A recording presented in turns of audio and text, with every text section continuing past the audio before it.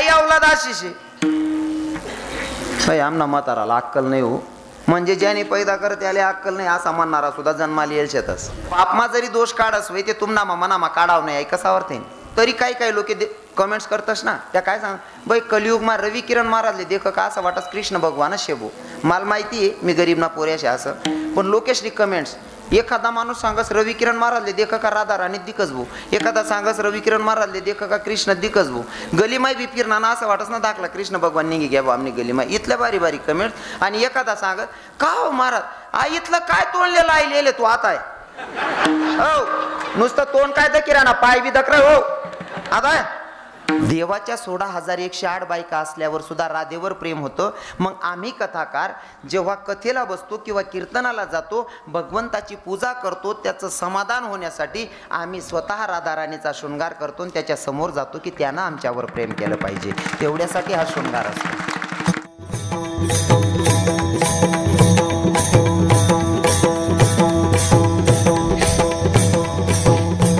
नाही, जगाचा मालक आपल्याला कसा आपल्यावर प्रसन्न होईल आणि आपल्याला पसंत करेल या गोष्टीकडे लक्ष द्यायचं. कारण लोकांच्यासाठी जर आपण करायला गेलो ना, लोकांना आवडेल तसं जर करायला गेलात तर लोकांची अपेक्षा मरेपर्यंत तुम्ही पूर्ण करू शकत नाही.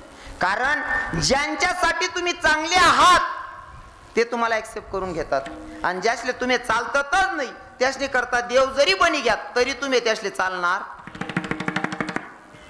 त्यासना करता देव जरी बनी घ्यात तरी त्या तुमले 30 नजर मदत ना तो हा शाचे होतो आता आहे ओ पोपट आता आहे ज्ञान 150 नाता किडा पाडरा नका. लोकांच्या नादी लागायचं नाही, लोकांचं कामच आहे नावं ठेवणं नाही का. जर भगवंताची प्राप्ती करून घ्यायची असेल अरे लोकांचं जाऊ द्या. माझ्या मीराबाईनं जेव्हा देवाची भक्ती करावी मंदिरात जाऊन नाचावं, लोक विरोध करत असतील विषय नाही दादा, स्वतःचा बाप विरोध करत होता तरी सुद्धा नाही मानलं, फक्त नातं जोडलं ते माझ्या भगवंताशी. आणि भक्ती करत असताना लोक काय म्हणतील विचार डोक्यात ठेवायचा नाही, भगवंताशी नातं जोडायचे. लोक कोणले चांगला म्हणतात नाही. जो सरपंच तुम्ही बिनविरोध काढतस ना माऊली बाबा, जो सरपंच बिनविरोध बनवतस सांग आणि टाइमले बिनविरोध म्हणतस, पण त्याला गावामा कोणाच विरोध नाही रास का. बिनविरोध सरपंच आहे तरी मागे किडा पाडणारा सांगतस तो ते मला चालत नाही रे, पण आहे माऊली बाबांचा सत्यानाश करा. म्हणजे जो बिनविरोध सरपंच आहे त्यांना सुद्धा किडा पाडणार आहेत. बरं सरपंचानं जाऊ द्या, काही काही अवलाद अशीच आहे. आमना म्हाताराला अक्कल नाही हो, म्हणजे ज्याने पैदा करत त्याला अक्कल नाही असा म्हणणारा सुद्धा जन्माला येईल शेतस. थोडं उघडं बोलस मी. बरं तो बापमा जरी दोष काढस वय ते तुमना मनामा काढाव नाही कसावर ते. म्हणून हे दोष काढणाऱ्यांच्या नादी लागायचंच नाही. हा हा हा त्याच ना तो खानदानी धंदा आहे, तो ते चांगलं बघू शकत नाही, म्हणून या लोकांच्या नादी लागायचंच नाही. मला तर असे अनुभव आले ना महाराज, डॉक्टर साहेब, माऊली बाबा, असा अनुभव होणार ना. पहिले मी म्हणा व्हिडिओ व्हायरल होत का त्या कमेंट्स वाचू मी, इथल्या भारी भारी कमेंट्स ना, म्हणजे मला माहिती आहे म्हणे एवढी लायकी नाही शे, मला पक्क माहिती आहे, पण तरी काही काही लोक कमेंट्स करतस ना, त्या काय सांग बाई कलियुगमा रवी किरण महाराजले देख का असं वाटस कृष्ण भगवानच शेबो. मला माहिती आहे मी गरीब ना पोऱ्याशे असं, पण लोकेशनी कमेंट्स एखादा माणूस सांगस रवी किरण महाराजले देख का राधा राणी दिकच भो, एखादा सांगस रवी किरण महाराजले देख का कृष्ण दिकच भो. गलीमाई बी फिरणा ना असं वाटस ना दाखला कृष्ण भगवान निघी घ्या बा आमनी गलीमाई इथल्या बारी बारी कमेंट्स. आणि एखादा सांगत का हो महाराज आ इथलं काय तोंडलेलं आईले तू आता आहे हो, नुसतं तोंड काय तर किराणा पाय बी दकर हो आता आहे. बानट सुरूत ना त्यासले मला हाय सांगणार अरे म्हणा तोंड ना कलर बनायला नाही रे, मी कंपनीनाच गोरा आहे रे. पण हा जो शृंगार आहे ना हा देवासाठी करायचा असतो, तेही तुमच्या डोक्यातून काढून जाईल. कारण म्हणा पहिलं कीर्तन अजून 6 ऐक नाही 7 ऐक नाही तुमले, ते पण तुम्हाला कळलं पाहिजे. शृंगार का करावा लागतो तुम्हाला दाखवून मला काय भेटणार आहे, लोकांना दाखवून मला काय भेटणार आहे. पण आम्हाला वृंदावनमध्ये अशी शिकवण असते, माऊली बाबांनी ऐकलेलं माझ्या मुखातून, पण तुमच्यासाठी सांगतोय की जेव्हा वृंदावनमध्ये आम्ही संहिता घेतो ना भागवताची, संहिता घेताना गुरुजी सांगतात की भैया अगर आपको भगवान की सेवा करनी है, अगर भागवत सीखना है तो आपको भगवान के ऊपर दिल से प्रेम करना पड़ेगा. मग आम्ही जर प्रेम केलं आणि देवाने आमच्याकडे नाहीच बघितलं तर ते एकतर्फा होईल. देवाने सुद्धा आमच्यावर प्रेम करावं तेव्हा ते प्रेम सक्सेस होतं, नाही का? नुसतं एकाने एकावर प्रेम केलं आणि दुसऱ्याने केलंच नाही तर ते एकतर्फा होतं. मग आम्ही देवावर प्रेम केलं, एकतर्फा होईल. देवाने सुद्धा आमच्यावर प्रेम करावं. मग देव कधी प्रेम करेल? जसं घरात दोन भाऊ आहे, घरात दोन भाऊ आहे, मोठ्याचं जर मायबाप नाव काढत असतील तर लहान्यानं समजावं मोठा जसा वागतो तसा आपण सुद्धा वागायला पाहिजे. मग मोठा जसा वागतो तसं लहान्यानं वागायला पाहिजे. मग देवाचा विशेष भक्त कोण होतं? देवाचं विशेष प्रेम कोणावर होतं? कोणावर होतं? 16,108 बायका होत्या. 16,108 बायका असल्यावर सुद्धा देवाचं विशेष प्रेम होतं ते राधेवर. फक्त ते प्रेम आपण समजतो वेगळं, पण ते आहे जरा वेगळं. देवाच्या 16,108 बायका असल्यावर सुद्धा राधेवर प्रेम होतं. मग आम्ही कथाकार जेव्हा कथेला बसतो किंवा कीर्तनाला जातो, भगवंताची पूजा करतो, त्याचं समाधान होण्यासाठी आम्ही स्वतः राधाराणीचा शृंगार करतो आणि त्याच्या समोर जातो की त्यानं आमच्यावर प्रेम केलं पाहिजे. तेवढ्यासाठी हा शृंगार असतो. हा बिकारचोट काय बी विचार करतास, आईतलं का बं करतात, असं का बं राहतास? आणि ते बी सांगणारा कोण राहतस? माऊली बाबा. आमलेशी काढतस त्या कीर्तनकारासले, ज्याशने बायका ऐकतीने त्या नालायक आमलेशी काढतस. म्हणजे घरनं उघडण परायला लुगडं बानट सोडता ढल विढल.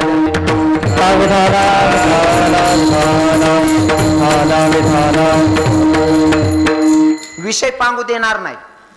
2-5 मिनिटं जास्त घेईल असा तर टाइम झालेला आहे, कारण 9 ते 11 कीर्तनाचा टायमिंग 11 झाले, 11:15 झाले. 15 मिनिटं जास्त झालेत, पण 5-10 मिनिटं बोलू ना? बोलू का माय? हो बोलू. अर्धा तास? वाह, हाय लोकेश आहेत भाऊ. म्हणजे त्याच ना म्हणणं असं आहे, तू मरी का जात नाही पुरं सांग. आणि तू मरी बी घ्या थांबले का सुतकले नळावशे चाल दे तू. इथला हुशार लोक आहेत तुम्हाला आज ना. तुनी दाढी काशील घे ना, मन बिडीचे टाळले दे भाऊ.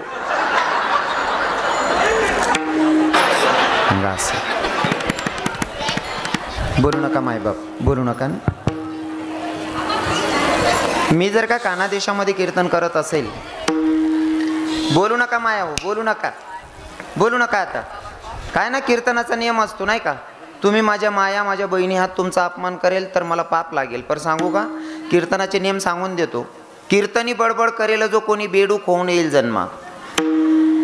कीर्तनात बडबड केल्याच्या नंतर बेडकाचा जन्म भेटतो असं तुकोबराय सांगतात. पुरुष मंडळींसाठीही सांगेल, तंबाखू ओढून काढेल जो धूर, बुडेल ते घर तेने पापे. हे नियमाचं पालन करूनच कीर्तनात बसलं पाहिजे. आता कोणी कोणाशी बोलू नका, सगळ्यांच्या पाया पडून माफी मागून सांगतो. आणि जर का मध्ये बोललात, बोलल्याच्या नंतर तुमचा जर का अपमान झाला त्याला मी जबाबदार राहणार नाही. कारण आज रामनवमी, आज ना दिन तरी शांतता आले बहिणीसून. तुमले जर बोलता येतात माल कसाल बोलावतात 50 दिवसने. बोलू नका. मी जर कानादेशामध्ये कीर्तन करतो ना, तर त्या गोष्टीवर माझा विश्वास आहे की भाई नारद महर्षींशी संवाद साधत असताना भगवंतांना सांगितलं होतं की महर्षी, मला जर भेटायचं असेल तर इकडे तिकडे शोधण्यापेक्षा मी जिथं का माझे भक्त माझं गुणगान गातात का तिथं माझी हजेरी असते म्हणतात. जिथं माझे भक्त माझं गुणगान गातात तिथं माझी हजेरी असते, असं पंढरीश पांडुरंग परमात्म्याचं मत सांगतात. मग जर का अजंग मध्ये कीर्तन आहे, सप्ताह चालू आहे, आजचा पहिला दिवस आहे आणि सप्त्यामध्ये पंढरीश पांडुरंग परमात्मा हाजरी लावतोय असं देवाचंच सांगणं आहे. जर का पंढरपूरवरनं जर का आजंग मध्ये हाजरी लावायला जर माझा जगाचा मालक येत असेल तर मग माझ्या कानादेशाची श्रीमंती म्हणजे वणीगडाची देवी येत नसेल का? येतच असेल. म्हणून देवाचं नमन झालेलं आहे. अर्ध्या मिनिटासाठी देवीचं स्वागत करूयात आणि मग चिंतनाकडे वळूयात. अरे दिन बाई तुम्ही कुंकू घ्या, आरस केली बसून घ्या. अरे दिन बाई तुम्ही कुंकू घ्या, आरस केली बसून घ्या. आई खेळत आली या मायला कुचाल खेळूया, आई खेळत आली या आईला कुचाल खेळूया. आई खेळत आली या आईला कुचाल खेळूया, आई खेळत आली या आईला कुचाल खेळूया. अरे दिन बाई तुम्ही कुंकू घ्या, आरस केली बसून घ्या. अरे दिन बाई तुम्ही कुंकू घ्या, आरस केली बसून घ्या.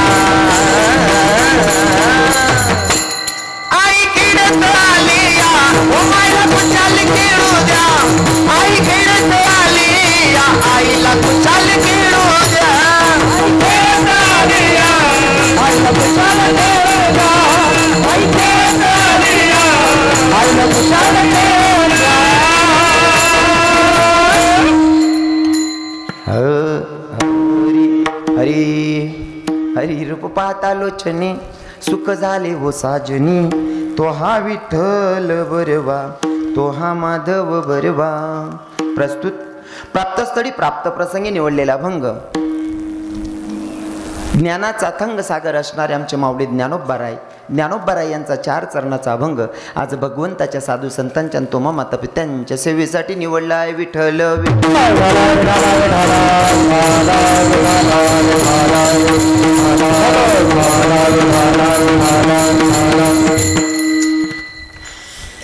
अखिल कोटी ब्रह्मांडनायक पांडुरंगाच्या कृपेने व साधू संतांच्या आशीर्वादाने चालत असलेला अखंड हरिनाम यज्ञ सप्त्यातलं 68 वर्ष पूर्ण झाले. 69व्या वर्षात पदार्पण आहे आणि त्या 69व्या वर्षातलं पहिल्या दिवसाचं कीर्तन माझं अमराच्या वाट्याला यावं ही मी माझं परमभाग्य समजतो. इथं आल्याच्या नंतर आनंद वाटतोय की सगळी गुणवान मंडळी इथं आहेत.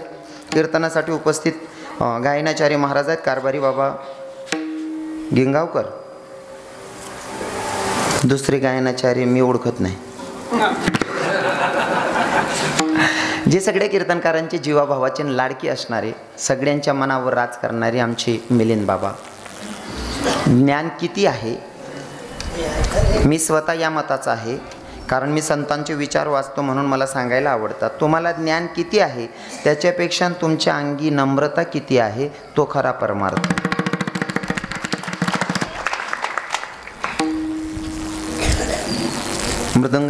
मृदंगाला साथ करतायत आमचे छोटे महाराज प्रणव महाराज मालेगावकर, आमचे महाराजांचे चिरंजीव रवी बाबांचे चिरंजीव. आत्ताच मगाशी भेटले मला ते 2 दिवस आधी. हरिपाठ नेतृत्व पण आमचे कारभारी बाबांकडेच आहे. काकडा भजन संत निवृत्ती महाराज भजनी मंडळ, महिला भजनी मंडळ अजम, सगळे टाळकरी भागाभागातून परिसरातून आलेले सगळे श्रोतेगण आणि ज्यांच्या शब्दाने मी तुमच्यापर्यंत पोहोचलो ते आमचे सगळे जीवाभावाचे असणारे वडनेर खाकुर्डीचे आमचे छोटे भैया असतील. म्हणजे त्यांचं नावच मी नामदेव महाराजांचं बदलून टाकले. मी भाऊ कदमच म्हणतो त्यांना. हां, भाऊ कदम आहेत, छोटे भाऊ कदम माझे. अजून माझे दिनेश दादा साहेब आहेत. अजून आमचे सर आलेले आहेत, आमचे लहान भैया आलेले आहेत. अजून माझ्यावर खूप प्रेम करतात, जे माझं कीर्तन अजिबात परिसरात सोडतच नाही, कुठेही असल्यावर हाजरी लावतातच. ते आमची किरण, आमचे माऊली, सुनील माऊली. कुठंही कीर्तन असलं की माझंच नाही, कोणत्याही कीर्तनकाराचं कीर्तनाला हाजरी असतेच. काही गोष्टी शिकण्यासारख्या असतात बरं. नाही ते बाकीना लोक असं राहतच दकली सुऱ्या ही काय जाणार आहे जिराई दिसू त्याने तू टाय का बट रे अरे चांगला लोके नमतस. नम्र झाला भूता त्याने कोंडिले अनंत. आमचे सुनील माऊली कुठेही कीर्तनात हजरी असते. आणि तसेच माझ्यावर नितांत प्रेम करणारे आमचे डॉक्टर साहेब. डॉक्टर साहेब जीवापाड प्रेम करणारीच मंडळी इथं जमते. दुसरा काय आपला दुश्मन जोडी येत नाही.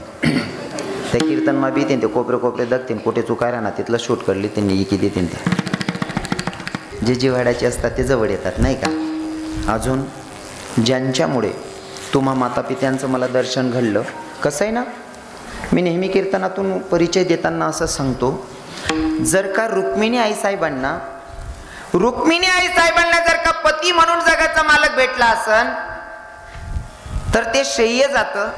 रुक्मिणी आईसाहेबांचं जरी पुण्य होतं, प्रभूने लिखित होतं की कृष्ण भगवंताला रुक्मिणी भेटणार आहे, पण मध्यस्थी कोणीतरी असल्याशिवाय लग्न संबंध जुळत नाही. जसं की सक्का मामाची पोरशे, सक्का मामान पोरशे, पण मधमा कोणतरी बोलणार पाहिजे तर लग्न संबंध जुळतात, नाही ते अजिबात जमत नाही. तसं मध्यस्थी कोणीतरी, सुदेव नावाच्या ब्राह्मणानं चिठ्ठी सोडली देवापर्यंत, कृष्ण भगवंतापर्यंत, आणि ती चिठ्ठी सोडल्याच्या नंतर आईसाहेब रुक्मिणी आईसाहेबांना कृष्ण भगवंत पती म्हणून भेटले. ठीक त्या युक्तीप्रमाणे आमचे प्रमोद दादासाहेब अहिरे, प्रमोद दशरथ अहिरे, आमच्या अहिरे साहेबांनी आग्रह धरला, म्हणले महाराजांना आणायचंच. आणि मला वाटतं आपले काकाश्रींचा खूप आग्रह होता. कुठे? वा लईच आग्रह होता महाराज, काही झालं पण तुम्हाला यायचंय. आणि मी थोडा नटखटे, मना बापसारखा लोक दिखनात का मी जरा वात्रटपणा करस, आणि मला माहिती होतं. आता आता लाईनची बात. हां, म्हणून थोडं चिडवत पण होतो. पण आनंद वाटला. अजून माझ्यासोबत आलेले माझे प्रेम स्नेही आदरणीय आमचे सर आहेत, चित्ते सर. आता काय सांगावं, मी कीर्तनातून किती चांगलं सांगण्याचा प्रयत्न केला तरी पण माझी बदनामी उलटीच होते. ती म्हणजे असं, महाराज तेच सांगास का भाऊ कीर्तन मग, पण त्याला ऐकतच मग समजस. एकच कीर्तन मग 5-5 यूट्यूबवाला राहतात, 5 ठिकाणी पडस तो व्हिडिओ. ऐकत समजस त्यासले गर्भशी ऐकणार असले नाही का.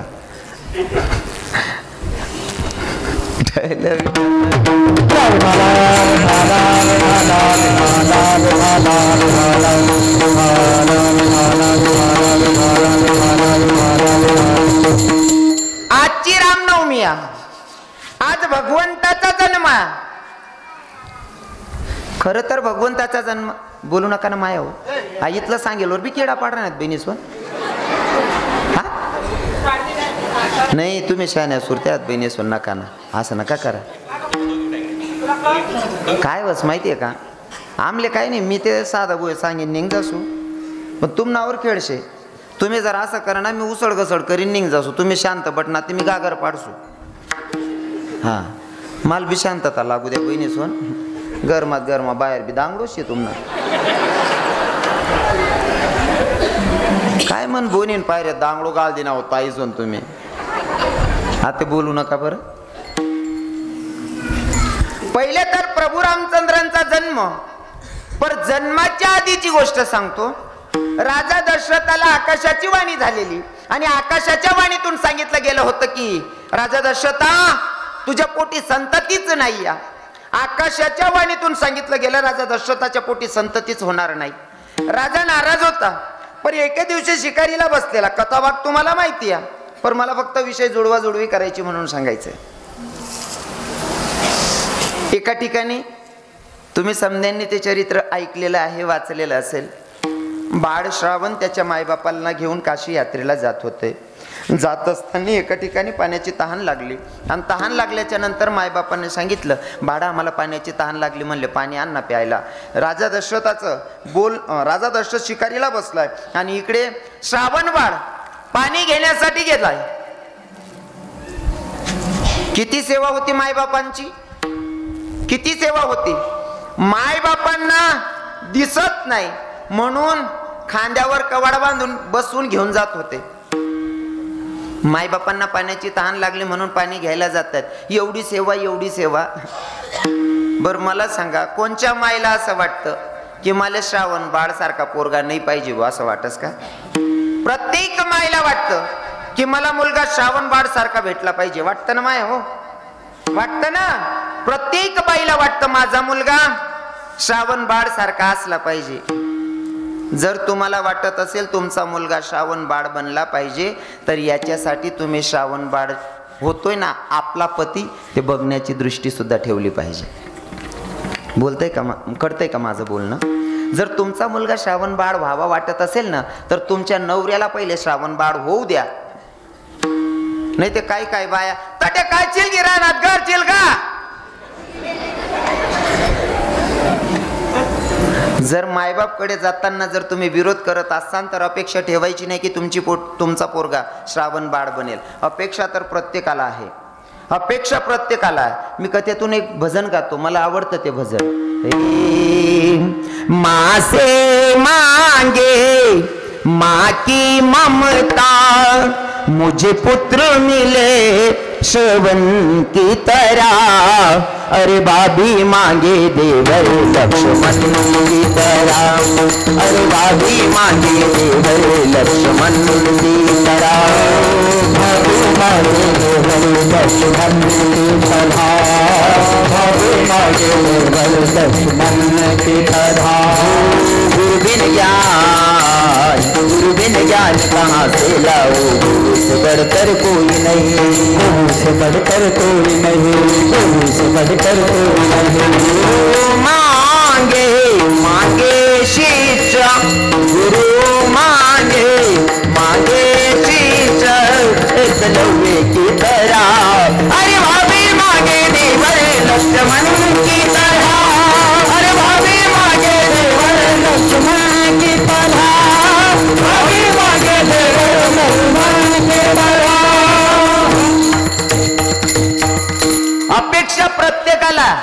माझ्या पोटी येणारा पुत्र बाळ श्रावण झाला पाहिजे. हो, कारण सेवा तशी केली ना मायबापांची, म्हणून उदाहरण म्हणून श्रावण बाळ. आणि मला तर असं वाटतं कलियुगामध्ये सुद्धा श्रावण बाळ बनाय पाहिजे. त्याची बनान तयारी हो, पण अपक्षवाला फार्म भर देतस. पाणी घेण्यासाठी मायबापांसाठी गेलेला. आता ते जारी बुडवत असताना बुडबुड दिशे आवाज कानी पडला. राजा दशरथाला वाटतं कोणीतरी प्राणी आला असावा. जसं का बाण सोडला रोहित श्रावणला लागलेला.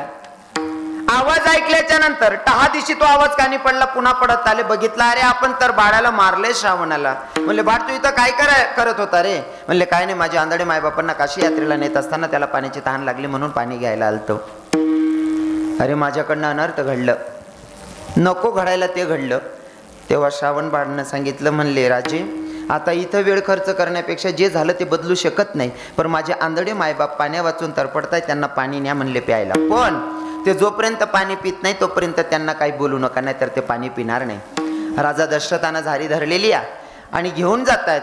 पण पायांचा आवाज ऐकल्याच्या नंतर श्रावण बाळच्या मायबापांनी सांगितलं, बाळ आलास का रे श्रावण? राजा दशरथ काहीच बोलत नाही, कारण श्रावण बाळांना सांगितलं होतं तुम्ही बोलल्याच्या नंतर माझे मायबाप पाणी पिणार नाही. बाळा आलास का रे? पाण्याची जारी हातात दिली. म्हणले, श्रावण जोपर्यंत तू बोलत नाही तोपर्यंत आम्ही पाणी पिणार नाही. बोल लवकर, तू एवढा उशीर का लावलाय? तेव्हा राजा दशरथानं सांगितलं, मी तुमचा बाळ श्रावण नाही या. तुमचा श्रावण बाळाला माझ्या हातून बाण सुटला आणि तो त्याच्या छातीला लागलाय. तुमचा बाळ जीवनाचा शेवटचा श्वास मोजतोय आणि मी तुम्हाला पाणी घेऊन आलो. त्यानं सांगितल्याच्या नंतर राजा दशरथाला श्रावण बाळच्या माईबापानं शाप दिला. राजा दशरथा, आज जसं आम्ही आंधळे मायबाप पुत्र वियोगाने तरपडून मरतोय ना, आज जसा आम्ही पुत्र वियोगाने तरफडून मरतोय तसा तू सुद्धा पुत्र वियोगाने तरफडून मरशील, असा शाप त्या आंधळ्या मायबापांनी दिला. एकीकडे आकाशाची वाणी सांगत होती की राजा दशरथाच्या पोटी संततीच नाही या, आणि एकीकडे आंधळ्या मायबापांचा शाप आहे की राजा तुला आमचा आंधळ्यांचा शाप आहे, तू पुत्र वियोगाने तरफडून मरशील. राजा दुविधा परिस्थितीमध्ये, एकीकडे दुःख वाटत होतं की मी आंधळ्यांची काठी हिरावली, पण दुसरीकडे एक समाधान वाटत होतं, कारण आकाशाच्या वाणीतून सांगितलं गेलं होतं की तुला पुत्र प्राप्ती होणार नाही. जर आंधळ्या मायबापांचा शाप जरी खरा ठरत असेल, भले का पुत्र वियोगाने तरफडून मरेल, पण पुत्र होईल तर खरी ना, पुत्र होईल तर खरा. आता प्रसंगा पुत्र कामेष्टी यज्ञ ठेवला. आता यज्ञामध्ये तिघ राणींना प्रसाद दिला, तिघ राणींना प्रसाद दिला, आणि त्या यज्ञामधला थोडा प्रसाद एका घारीनं उचलला, आणि घारी घेऊन जात असताना घारीच्या मुखातून थोडासा प्रसाद खाली पडला, आणि अंजनी माता तपाला बसली होती, आणि तपाला बसली असताना हातामध्ये तो प्रसाद पडला. हातात प्रसाद पडल्याच्या नंतर तो भक्षण करायचा. हातात प्रसाद पडला, बघण्यासाठी डोळे उघडले. डोळे उघडून बघितलं प्रसाद, भक्षण करताना पण डोळे उघडे होते. काही काही विषय बारकाईनं सांगायला आवडतं मला. जेव्हा तो प्रसाद भक्षण करत होती ना अंजनी माता, अरण्यात होती. आजच्या अभंगामध्ये पण सांगणार आहे, नामाला अरण्यातच बसलं तर फायदा, कारण एकांत मध्ये नामचिंतन होतो, लोकांत मध्ये नाही. मग अंजनी मातेने तो प्रसाद भक्षण करत असताना एका झाडावर माकड उड्या मारत होतं. त्या माकडाकडे बघितलं आणि तो प्रसाद भक्षण केला. अर्थात हनुमंतरायांना शेपटी यायचं कारण वेगळं पण आहे, पण मला फक्त एवढं सांगायचंय, माय जरी प्रसाद भक्षण करते, प्रसाद भक्षण करत असताना माकडाकडे बघितलं तरी पोराला शेपूट आलेली आहे. तुमच्यासाठी सांगायलो बरं का माया, हो माय प्रसाद भक्षण करते, ज्याच्याकडे लक्ष गेलं त्याच्यासारखं तिच्या पोराला शेपटी, म्हणजे हनुमंतरायांना शेपटी आहे. बरोबर आहे ना?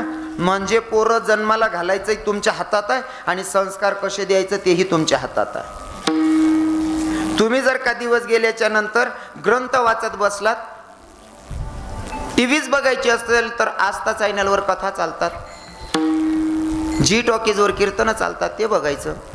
कानावर चांगले 2 शब्द पडतात, गर्भावर चांगला असर होतो. पण तुम्ही दिवस जावानंतर काय ग्रंथ वाचतीस बहिणी, 100 मै 80% बाहेर रिमोट तरी बट्टीस. चांगले चांगले ऐकणारे चांगलेत म्हणून मी पण 15 मिनिटं अजिबात बोलायला कंटाळा करणार नाही. मी कुठं थांबलो होतो माहिती आहे का?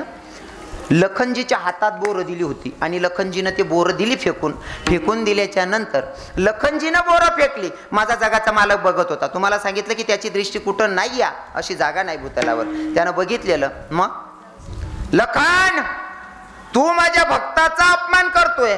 जरी माझा भाऊ पण माझी बाजू भक्ताकडचीच असेल. तू माझा भाऊ पर बाजू माझी भक्ताकडची असेल. आणि जेव्हा इंद्रजीत सोबत युद्ध करत असताना लखन जी मूर्छा के गिर गए. जब लखन जी गिर गए तब वैद्य ने कहा कि भाई कुछ तो जड़ी बूटी लाने पड़ेगी तभी लखन बच सकते, नहीं तो लखन मर जाएंगे. प्रभु रामचंद्र उठवत होते. प्रभु रामचंद्र सांगत होते, उठ खड़ा हो लक्ष्मण भैया के जीना लगे. उठ खड़ा हो लखन भैया के जीना लगे. लखनवा नहीं जाना तो जीना लगे. लखनवा नहीं जाना तो जीना लगे. लखनवा नहीं जाना तो जीना लगे. लखनवा नहीं जाना तो जीना लगे. जाए लक्ष्मण भैया घर रोएगी मेरी मैया. उठ जा रे लखन भैया घर रोएगी मेरी मैया. अरे क्या मुखड़ा दिखलाऊं कैसे के जीना लगे. घाटिया नहीं जाना तो जीना लगे. लखनवा नहीं जाना कि जीना लगे. लखनवा नहीं जाना तो जीना लगे. लखनवा नहीं जाना जीना लगे. लखनजीला सांगितलं वैद्यानं, जर लखनजीला वाचवायचं असेल तर जडीबुटी आणावी लागेल. मग जडीबुटी कोणची आणि कुठं भेटेल? द्रोणागिरी. मग हनुमंतरायांना पाठवलं आणि तिथून जडीबुटी माहिती नाही म्हणून पर्वतच उचलून आणला आणि त्या वैद्यानं तिथून निवडलं. बरं ती जडीबुटी कोणची होती माहितीये का? जे बोर प्रभू रामचंद्रांना दिले होते शबरी मातेनं, तीच बोर शबरी मातेची उष्टी बोर रामानं लखनजीला दिले. लखनजीच्या मनात आलं की शबरीची उष्टी बोर मला खायची नाही. ती बोर फेकून दिली. त्याच बोरांची जडीबुटी जर जिवंत राहायचं असेल माझ्या भक्ताची उष्टी बोर खावीच लागतील. अशा उदार अंतकरणाच्या मालकाचा आज जन्म आहे. भक्ताची राखणारा अशा भगवंताचा आजचा जन्म. म्हणून जन्माच्या दिवशी तरी अंतकरणापासून सगळ्यांनी त्याचं गुणगान गायलं पाहिजे. हातानं टाळी मुखानं नामचिंतन. बारखुमाई प्रमोदादा प्रमोद शेखाईरे समाधान बाबाजी ठाकरे सायंकाळी बाळासाहेब मोतीराम बाळासाहेब मोतीराम बारखुमाई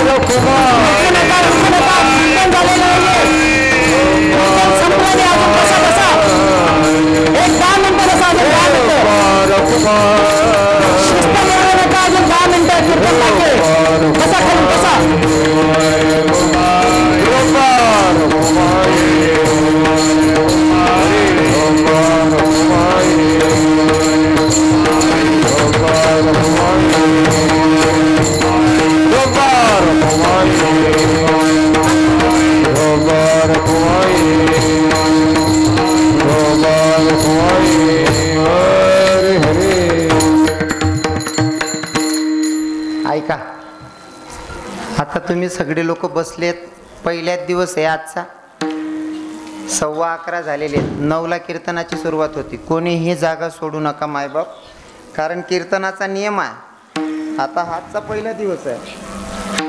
इथं आहे ना, तुम्ही रोज कीर्तन ऐकणारे लोक आहेत, रोजच कीर्तन ऐकणारे लोक आहेत, पण तुम्ही आता जागा सोडू नका म्हणजे झालं. कारण काय माहिती आहे का, कीर्तनाचे नियम असतात. कीर्तनाचे नियम असतात. कीर्तनातून मध्ये जय विठ्ठल होईसपर्यंत कोणी उठायचं नाही. मध्ये काहीही झालं तरी सुद्धा जय विठ्ठल होईपर्यंत उठायचं नाही. तुम्ही म्हणसान महाराज काय फायदा आहे, काय फायदा आहे? आपण कीर्तनात बसल्याच्या नंतर आपलं केलेलं कर्म, आपलं केलेलं पाप, आपलं केलेलं पाप आपल्यापेक्षा 2.5 फूट अंतरावर असं तरंगतं. कीर्तनात बसल्याच्या नंतर नामचिंतन करतो ना, तर आपल्यापासून 2.5-3 फूट अंतरावर ते पाप तरंगतं. आणि जो कीर्तनमय जय विठ्ठल ना पहिले उठीन निघ जास ना, तो बटास ना पाप डोक्यावर गरले जास. हा शपथ खरंच सांगतोय ना. तुम्ही म्हणसान महाराज मग नंतर कीर्तन नंतर बी ते उठ नसते ना. हो उठायचं, पण कधी? जेव्हा आमचे महाराज मंडळी जय विठ्ठल भजन गातात ना, त्या भजनाची ताकद अशी आहे, जय विठ्ठल ह्या भजनाची ताकद अशी की तुमचं सगळं पाप ते भजनात जडतं आणि मग तुम्ही जायला रस्ता मोकळा असतो. जय विठ्ठल झाल्याशिवाय कुणी जागा सोडायची नाही. आजचा पहिला दिवस आहे, शेवटपर्यंत या नियमाचं पालन करायचंय. आता 2-5 मिनिटं जरा सत्कार होणार आहे आलेल्या अतिथींचा. फक्त 2 मिनिटं, 2 मिनिटं कोणी जागा सोडू नका. नाही जर सोडून निघ्यात ना मुद्दानं मटेरियल राहायचंय. 2 मिनिटं सर्वांची माफी मागतो, कारण की ह्या ठिकाणी सत्कार होणं खूप गरजेचं आहे. आम्हाला नेहमी वेळोवेळी ज्यांच्याकडून ज्या गावातून बरेचसे असे यजमान, त्यांच्याकडून आम्हाला वर्षभर सहकार्य मिळत असतं. आणि त्याच्यामध्ये विशेष करून आमचे प्रमोद दशरथ आहिरे, आमचे पमूदादा, तर त्यांनी बघा म्हणजे ज्याने दिलं आहे त्याचं वर्णन करायला काय हरकत नाही आहे की नाही. या ठिकाणी आमच्या पमुदाने आपण जे बसलो आहे 51,000 रुपयाची फरची बसवून दिली आहे. स्वामी समर्थ केंद्रात आपल्या राम मंदिराला हे असे इलेक्ट्रॉनिक जे वस्तू दिलेले आहेत, फॅन, चटया, विशेष करून महाराजांची आजची संपूर्ण जी बिदागी आहे ती बिदागीसुद्धा पमुदादाने दिले. आणि अजून एक विशेष सांगतो, आमचं मंडळाचं चालू होतं भजनी मंडळ, म्हणजे आमचं एक कुटुंब आहे बरं का. आमच्यात भानगडी होणारच, एक घरामध्ये जसे असतात तसं ना आम्ही भानगडी होणार आणि कार्यक्रमाला सगळे एकत्र येणार बरं का. हे विशेष आमच्या मंडळाचं. विशेष करून सांगतो, साऊंडवरून आमचं मागे पुढे चालू होतं, तर पमुदाच्या कानावर गेलं. पमुदादा म्हणे महाराज काय चालू होतं साऊंडनं? म्हणे अहो मग तर साऊंड लावायचा, ते खुशालदादा असं म्हणतो, तो आमका असं म्हणतो, किंगवाला असं म्हणतो, माऊलीवाला असं म्हणतो. किती पैसा लागतं आपण की टाकू ना म्हणे. म्हणजे बघा, म्हणजे माहितीसुद्धा नाही. मी म्हटलं पमुदादा तुम्ही फार दिलं आहे आम्हाला, एक साऊंड सिस्टीम घ्यायला 1.25 ते 1.5 लाख रुपये लागतात. तुम्ही पुढून आम्हाला काही कामं करून घ्यायचे, आता 1.5 लाख काही देऊ नका. हे फार झालं आमच्यासाठी. एकदा पमुदादासाठी सर्वांनी टाळी वाजवायची. आणि पमुदादासाठी हा कार्यक्रम मोठ्या जल्लोषात, त्यांची इच्छा होती आणि त्यांच्यासोबत आमचे बरेचसे सहकारी आहेत. त्यांचीसुद्धा इतर गावांना महाराज येतात, मग आपल्या गावाला काय येत नाही, मग ते येतील आपण तारीख दिली तर. पण मग त्यांनी सर्वांनी होकार दिला. आणि आमचे मग विशेष करून आमचे यूट्यूब चॅनलचे मालक आमचे नामदेव भाऊ, पुन्हा आमचे दिनू भाऊ यांच्या माध्यमातून, आमचे किरण भाऊ पाटील यांच्या माध्यमातून या कार्यक्रमाला महाराजांचं इथपर्यंत येणं झालं. म्हणून छोट्याखानी एक पमुदाचा या ठिकाणी महाराजांच्या हातूनच सत्कार करण्यात आला आहे. महाराजांनी तो सत्कार करायचा आहे. आपण हां सर्वांनी टाळी वाजून स्वागत करायचं आहे. पुन्हा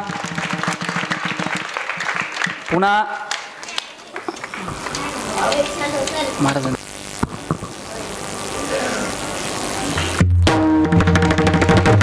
कुंडलिक वरद हरी विठ्ठल श्री ज्ञानदेव तुकाराम. पुन्हा प्रतिवर्षाप्रमाणे आमचे, आता विशेष सांगतो बरं का, आपल्या गावातले देतातच, पण आपलं गाव इतकं भाग्यवान आहे की बाहेरगावून आलेले लोक सुद्धा, आम्ही तर बाहेरगावचे, म्हणजे आमचे मामा आहेत ते समाधान बाबाजी ठाकरे उर्फ आमचे ब्राह्मणगावकर मामा, प्रत्येक वर्षाला फराळाची मोठी पंगत देतात. त्यांचाही या ठिकाणी सत्कार होणं गरजेचं आहे. त्यांचा सत्कार हरिभक्त पारायण आमचे अन्न कोण महाराजांनी करायचं आहे, महाराजांनीच करायचं आहे.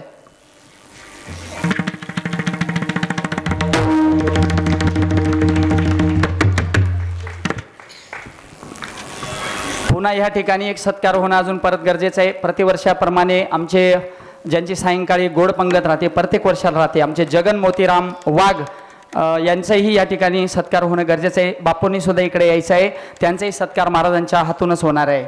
या बापू. हरिभक्त पारायण जगन बापू आलेत का? आमचे बाळासाहेब मोतीराम वाघ या. हो. आणि पुन्हा या ठिकाणी एक मंडळाने एक नवीन सूचना या ठिकाणी सांगितली आहे की आता आज पहिला दिवस आहे, शेवटच्या दिवसापर्यंत थोडं गावकावरे थोडे नाराज होतात, आम्हाला पंगत दिली नाही, आम्हाला कीर्तन घ्यायचं होतं, संत पंगत घ्यायची होती. तर त्याच्यासाठी आम्ही पहिल्या दिवशी नियोजन केलेलं आहे. तर ज्यांना संत पंगत घ्यायची आहे त्यांनी 3 लोकांकडे नावं द्यायचे आहे. हरिभक्त पारायण जनार्दन भिका पवार उर्फ जनादादा, 2 नंबर मुरलीधर लक्ष्मण आयरे मुरली आप्पा आणि 3 नंबर समाधान दशरथ पवार समा माऊली यांच्याकडे संत पंक्तीचे नावं द्यायचे आहेत उद्यापासून तर शेवटच्या दिवसापर्यंत. पुन्हा या ठिकाणी कीर्तन सेवा ज्या भाविकांना घ्यायचं आहे त्यांनी 2 माणसं निवडलेले आम्ही गावातील प्रतिष्ठित नागरिक आहेत.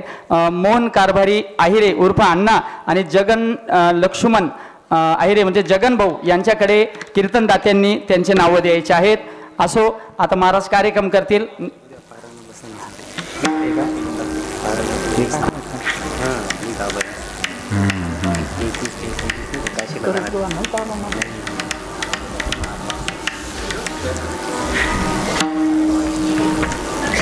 झालं. हरी विठ्ठल विठ्ठल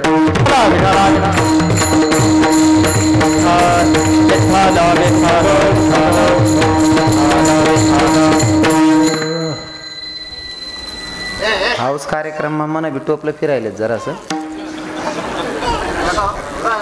काशी यात्रा काढतायत आमचे महाराजजी. आमचे भिका आबा म्हणजे आमचे काकाश्री. तर काशी यात्रेला ज्या भाविकांना जायचं असेल त्यांनी जा पण आणि तिकडचा आनंद नामचिंतनाचा घेता पण येईल. आणि ती सुरुवात होणार आहे पहिल्या दिवसाची तिथं कीर्तनाची आमचे मिलिंद बाबा. तुम्ही नाही म्हणलं तरी करावं लागणार आहे कीर्तन. चांगली गोष्ट आहे. परमार्थामध्ये आता कोरोनाच्या नंतर खूप समाज वळलेला आहे बरं.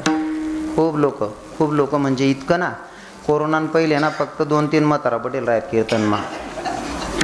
रावण्या करी बोलाव तरी येत नाही. आता बटाटले समजी असं घे लोके 2-2, 4-4 लाख रुपया दवाखाना मला जाय तरी प्रेत गेलं येत. आता बाकी नाच ना पोरे उघडा फिरेत तरी त्यासले काटा बी मुंडा नाही. म्हणजे काय ना, भगवंताची ज्याच्यावर कृपा झाली त्याचं काही वाईट होत नाही. अर्थात त्यांचं वाईट झालं असं पण मी म्हणणार नाही, कर्माच्या पुढे चालत नाही. पण काही गोष्टी भगवंताशिवाय पण नाही. डॉक्टरांची मेहनत असतेच बरं, नाही म्हणून चालणार नाही. पण कृपा त्याच्यावर भगवंताची असल्याशिवाय माणूस वाचतही नाही. कारण डॉक्टर साहेबांचं शेवटचं वाक्य असतं, आमचे प्रयत्न आम्ही करतोय पण वाचवणं की नाही वाचवणं त्याच्या हातात आहे. म्हणून त्याच्यासाठी करणं म्हणजे परमार्थ आहे. आणि सांगू का, मी ज्या माऊली ज्ञानोबारांचे चरित्र सांगत होतो अभंगामध्ये, माऊली नामचिंतनाला बसल्याच्या नंतर एकांत होता, लोकांमध्ये नाही. जसं की तुम्ही इथं जर का कितीही फिरलात तरी भगवंताचं नामचिंतन होणार नाही. पण वारी आणि सप्त्यामध्ये नियम असतात. सप्ताहामध्ये पहाटे काकडा आरती होतेच, संध्याकाळी हरिपाठ होतोच, मध्यंतरी ज्ञानेश्वरी पारायण असेल, गाथेचं पारायण असेल, जे पण आहे होतच. म्हणजे कंटिन्यू हा नियमाचं पालन करायचं, तेव्हा सप्ताह होतो. तसं वारीला गेल्याच्या नंतर किंवा टूरमध्येही गेल्याच्या नंतर ते नियम असतात. गाडीमा बशी घ्यात ना 2 मिनिटं देवनं भजन करावं. घर जर सांगा ना, घर कोणी ऐकेन का? मग घर न भजन असा रास राम राम राम राम राम राम राम राम राम कृष्ण हरी राम कृष्ण हरी. आणि जर दूध चुलावर ठेवला आणि मांजर जर तटे घे ना, देव दोता सुद्धा गणपती उडी फेकतात लोक. आपला परमार्थानं काय खरं नाही. म्हणून सांगतो, एकदा बाहेर निघायचं, मस्त आनंद घ्यायचा जीवनाचा परमार्थाचा, नाही का? असो, आता तुम्हाला सांगितलं होतं की भगवंताचं नामचिंतन सगळ्यांनी करा. कोणी काय बरं भगवान नाम कोणी लिहिणं, खरं सांगा, शपथ आहे, खोटं बोलायचं नाही. देवाचं नामचिंतन कोणी केलं वरती बोट करा, शपथ आहे, खोटं बोलायचं नाही. भगवंताच्या दरबारात आहोत आपण, खोटं अजिबात बोलार नाही.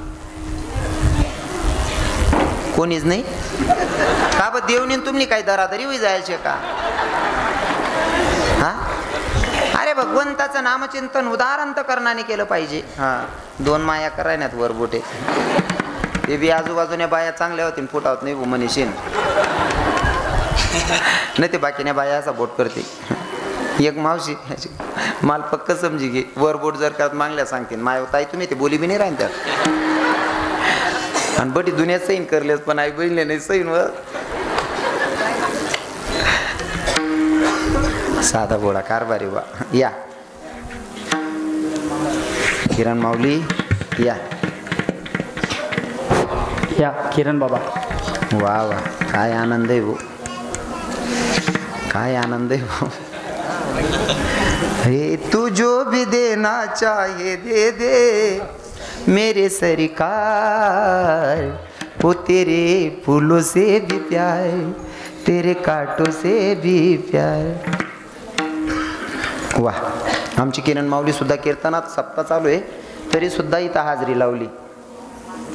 कितलं परिवर्तन आहे हो महाराज कितलं परिवर्तन आहे.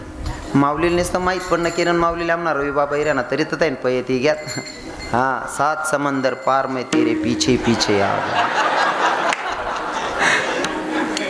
बस परिवर्तन बस धीरे धीरे. काय खरंच जिवाड्याची मंडळी इतकी जिवाड्याची मंडळी ना मी कल्पनाही नाही केलेली होती की एवढे प्रेम करतील. इतके प्रेम करणारे लोक जुळले.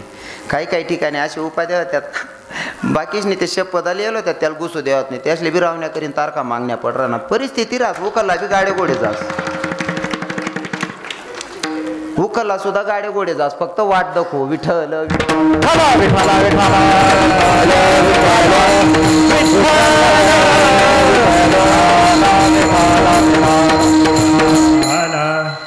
डॉक्टर साहेब निसले कस काय माहित पडत रे कताई लयच राही मटेरियल.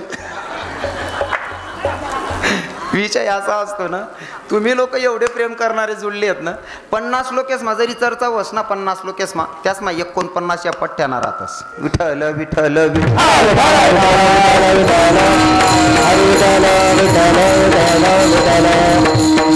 सगळ्यांनी अंतःकरणापासून भगवंताचं नामचिंतन करायचं होतं. केला इशारा जाता जाता मला माहिती आहे तुमले भूक लागेल असं केला इशारा जाता जाता सगळ्यांना सांगितलं अंतःकरणापासून भक्ती करा. कोणी कोणी करीच नाही कोणीच भजन कर नाही ना. आता सगळ्यांनी आजचा रामनवमी आहे जगाचा मालक जन्माला आलेला आहे म्हणून आपण सगळ्यांनी आता काय करायचं भजन गायचंय. पुरुष मंडळींनी महिला माता तुम्ही काहीच ना बोलायचं पुरुष मंडळींनी बोलायचं. हा बटाशे म्हणा ना बरं का म्हणून मागे जनमन मोलिना तू राधे राधे बोलिना.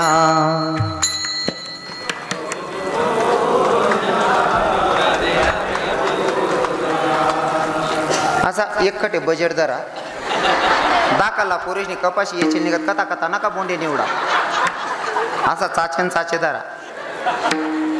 जन्म अनमोलिना तू राधे राधे बोलिना.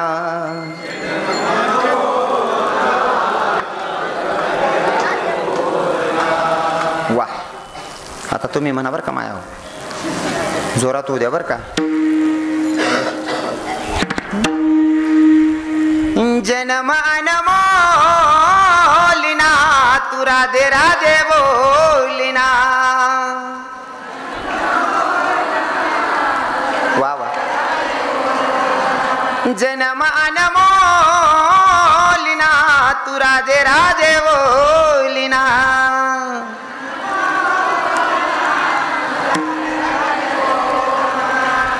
ऐका का काका आवाज म्हणजे मनमायने आटे बी सिद्ध कर दे ना तुम्हाला बाहेर बी घरमा बी आवाज निघू देत नाही बाहेर बी निघू दे ना. आवाजाची ताकद आहे महाराज. हा एक नंबर. तरी बसेल बाया कितल्या होतील मिलिंद बाबा तुम्हाला अंदाज.